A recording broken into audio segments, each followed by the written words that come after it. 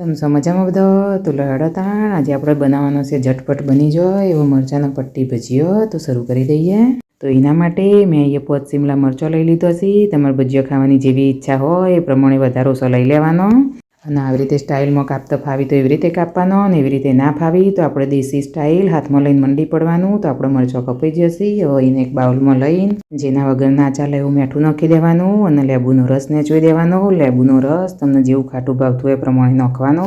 જેને ખાટું ચડ ભાવતું હોય એને રસ વધારે નાખવાનો અને ઢોકીને 10 મિનિટ રહેવા દેવાનું છે. લહેડો તાણ 10 મિનિટ થઈ જશે. હવે ખોલીને 2 ટેબલ સ્પૂન ચોખાનો લોટ, 1/3 કપ ચણાનો લોટ, આદુ, કોથમીર અને ફુદીનો નાખી દીધો છે. આપણે પહેલાં મીઠું નાખી દીધું છે એટલે અત્યારે નહીં નાખવાનું. હવે થોડું થોડું પાણી રેડતું જવાનું અને મિક્સ કરતું જવાનું. લહેડો તાણ હરખી રીતે મિક્સ થઈ ગયું છે. લોટ આવી રીતે થોડો જ નાખવાનો છે, મરચાંનો કોટિંગ થઈ જાય એવી રીતે. હવે આગળનું તો તમને બધાને આવડે જ છે તો એકવાર કહી દઉં. તેલ ગરમ થાય એટલે અંદર મરચાંની પટ્ટીઓ મૂકતું જવાનું અને ગોલ્ડન બ્રાઉન થઈ જાય તો ઊંધી તરી લેવાનું. લહેડો તાણ આપણો પટ્ટી ભજીયો બનીને તૈયાર થઈ જશે. ઘેર બનાવીને ફટાફટ ખાઈ લેજો. રેસીપી ગમી હોય તો વિડીયોને લાઈક અને ચેનલને સબસ્ક્રાઈબ કરતો જજો. Thanks for watching.